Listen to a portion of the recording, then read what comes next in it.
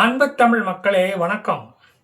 இங்கே நிறைய பேர் ஈரானுக்கு வக்காலத்து வாங்கிக்கிட்டு வாழை பிடிச்சிக்கிட்டு இருக்காங்க. அதுக்கு ஒரு கூட்டமே இருக்கு. அவன் பாட்டுக்கு 6 நேரம் தொழுதுகிட்டு சிவனேன்னு இருக்கிறான். அவன் என்ன நம்ம சிஎம் மாதிரி குண்டக்கா மண்டக்கான்னு எதுவும் பேசவா செய்கிறான்?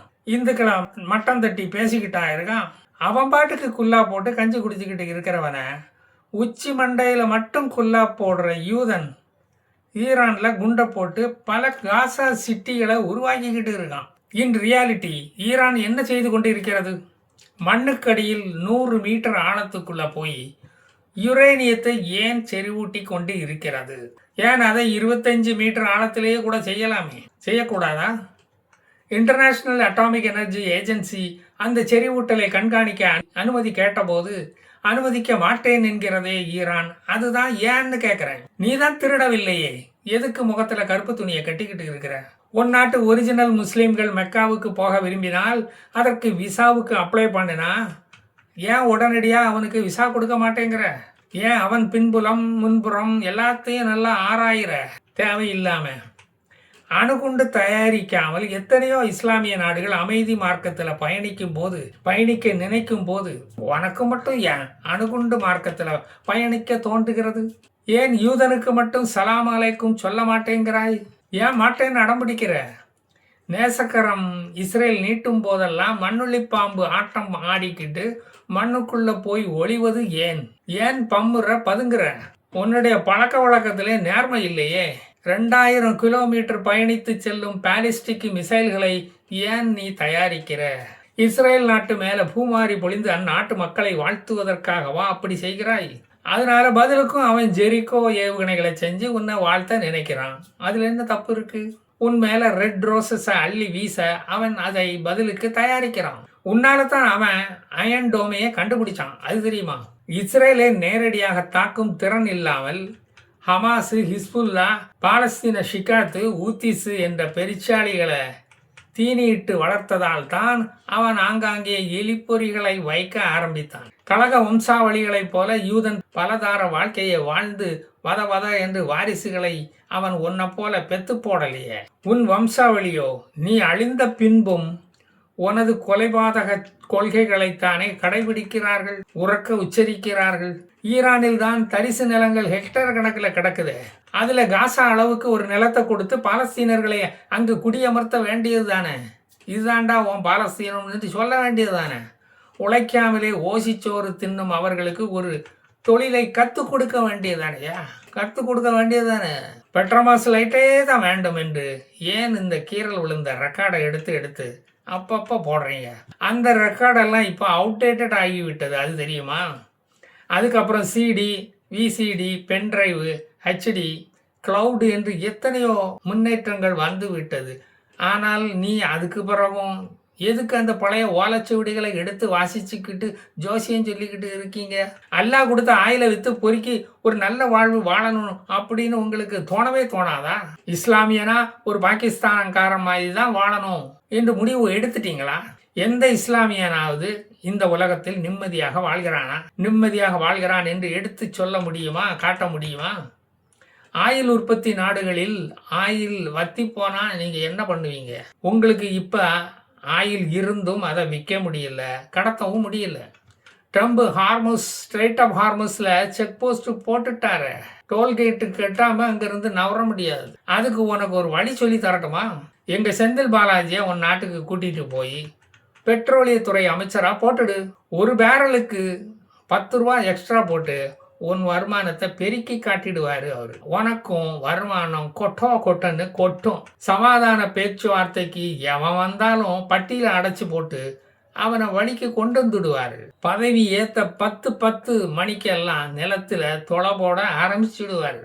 இன்டர்நேஷனல் அட்டாமிக் எனர்ஜி ஏஜென்சி ரைடுக்கு வந்தா பேண்டோட மோண்டு அவர்களை திகைக்க வச்சு திணற அடிச்சிருவாரு. அவரை திசை திருப்பி விடுவாரு. அப்புறம் அவனுக்கு தான் வாய்தா, கோர்ட்டு, அப்பீலு, கேஸு என்று அலையணும். இந்த சுடுவான வழியை பின்பற்றாம இருக்கீங்களே, சொல்லி கொடுத்தாலும் கேட்க மாட்டேங்கிறீங்களா? ஏன் இப்படி இருக்கீங்கன்னு எனக்கும் தெரியல. அதை நினைச்சா ரொம்ப வருத்தமா இருக்கு. அயத்துல்லா கோமனியின் கருணை உள்ளத்தை நிறைய பேர் புரிஞ்சிக்கவே மாட்டேங்கிறாங்க.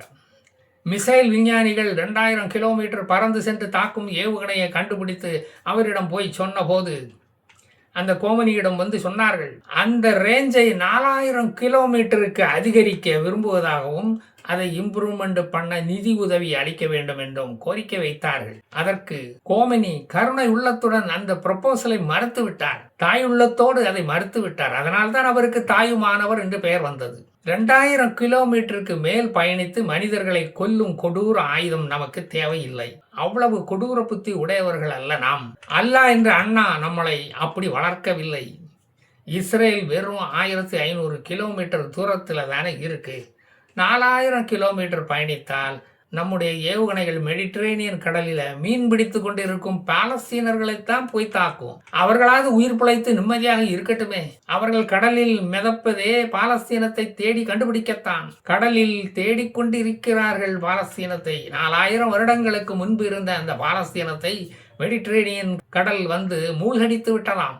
ஆழிப்பேரலை வந்து மூழ்கடித்து விட்டதாம். பூம்புகாரை ஆழிப்பேரலை வந்து அழித்தது போல அப்படி அழித்து விட்டதாம்.